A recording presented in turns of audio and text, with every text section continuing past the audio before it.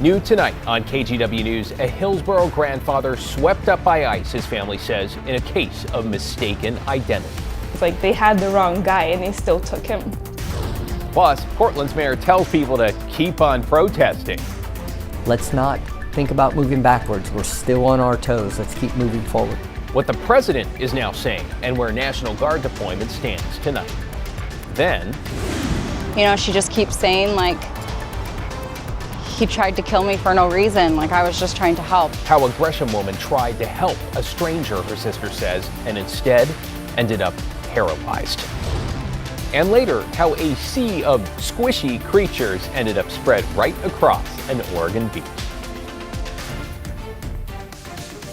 Good evening, everyone. David Molko here. Let's get right to breaking news with Oregon Senator Jeff Merkley continuing a now more than 7-hour protest on the floor of the Senate. This is a live look from Capitol Hill, where Senator Merkley has been talking almost constantly since 3:30 p.m. Pacific. The marathon of a speech, which includes a big stack of signs there he's rotating through, is to protest President Trump's grave threats to democracy. He says that includes the threat of sending National Guard troops into U.S. cities like Portland.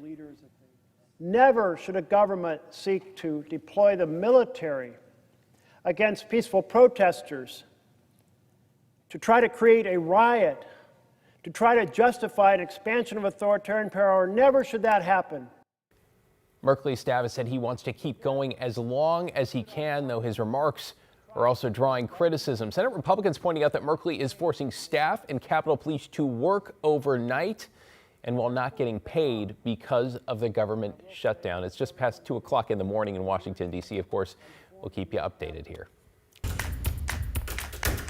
New at 11, a case of what appears to be mistaken identity, with a Hillsborough grandfather arrested by ICE agents looking for someone else with the same name. Alma McCarty spoke with his wife and daughter tonight. Alma? David, his family tells me Victor Cruz has been in Oregon since he was 18 years old. Now a father and grandfather, he runs a successful business and has been a big part of this community. Despite all that and his legal status, he was taken by ICE. We had this kind of fake safety, like we felt safe, but I guess like that doesn't matter anymore. A sense of security ripped away from a Hillsborough family after Victor Cruz, husband and grandfather, was taken into ICE custody 1 week ago. I sat down with his wife, Maria, and daughter at Ziri Tuesday. Pues se siente frustración, dolor, porque nosotros queremos mucho esta comunidad. She says she feels very hurt. She feels very betrayed, let down by the community, let down by our legislators, our administration. We feel very like we have to live in fear now. Victor was pulled over on this street just minutes from his home by an unmarked car. Family says agents told him they were looking for a Victor Cruz with a specific criminal background. But family says that was a different man, and their Victor has no criminal history. So he couldn't walk properly. He got out willingly out of his truck and presented his papers, his work permit, his driver's license, and the ICE agents said, your work permit, it doesn't matter. So they just tossed it to the side, and they cuffed him and just put him in the back of the car and took him away. It was like a kidnapping. Within hours, he was in ICE detention in Tacoma, as confirmed to them by the Mexican consulate. 2 days later, he called his family. He was very shaken. He does have a pacemaker, so that worries us for his heart condition. Victor told them he trusted that agents wouldn't take him because not only did he have his papers, he wasn't the man they were looking for. He told us that he's in a room with about 80 people, just bunk beds on bunk beds. He gets 3 meals a day, but the rations are very small and he goes hungry. And it's very loud. He says that people are just talking, screaming, and just like 1, 2 a.m. in the morning, so it's impossible to sleep. Maria and Atziri sharing his story in hopes he'll soon be freed. Heartbroken over the treatment of a man treasured by many in this community. Cuando el abuso de poder y el abuso hacia otras personas vulnerables.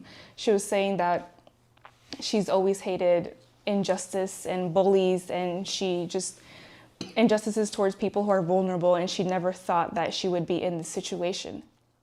We've reached out to DHS and to ICE. We haven't heard back at this time. Representative Suzanne Bonamici, who is closely following this case, told KGW Victor Cruz is in the country legally and is a well-regarded member of his community. She urges people to continue reaching out to her office with immigration issues and ICE-related activity. David? Yeah, still so many questions and a week into this one. Thanks, Alma. Appreciate your reporting here. Well, meanwhile, hundreds of volunteers from around the Portland Metro have come forward, organizers say, to help record and verify ICE arrests just like that one. These legal observers document the arrest with video, photos, and information and consider themselves neutral third parties who can even be called to testify in court. It's time out of all our busy lives. I'm a mom.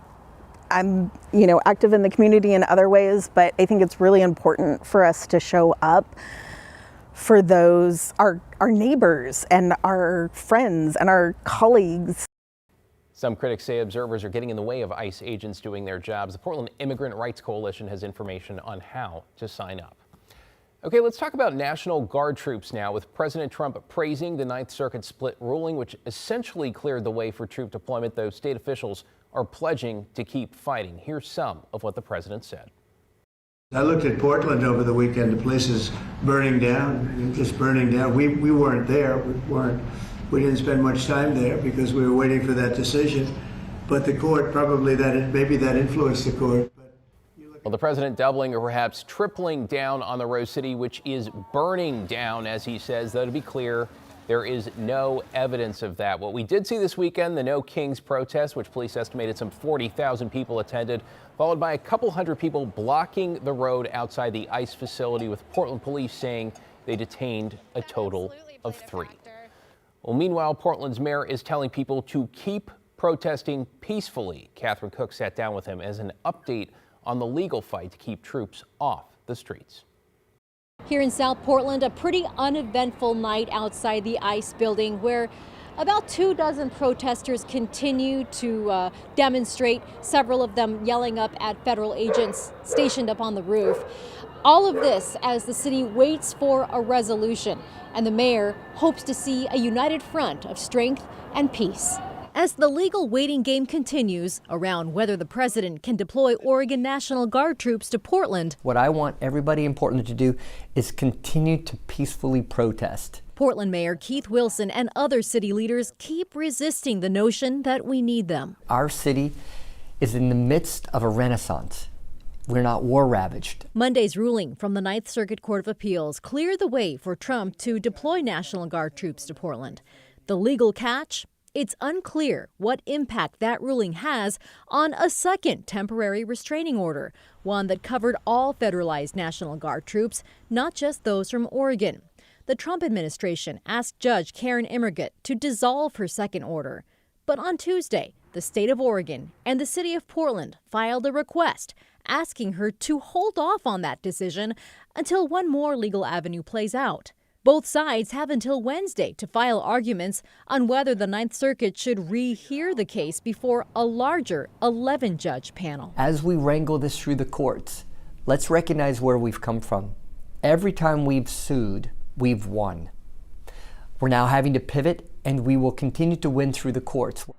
It's important to remember in the middle of all of this, some 200 National Guard troops still stationed at Camp Rylea on the coast, in addition to California Guard members stationed at Camp Withicum in Happy Valley, all just waiting to find out what they're going to do next.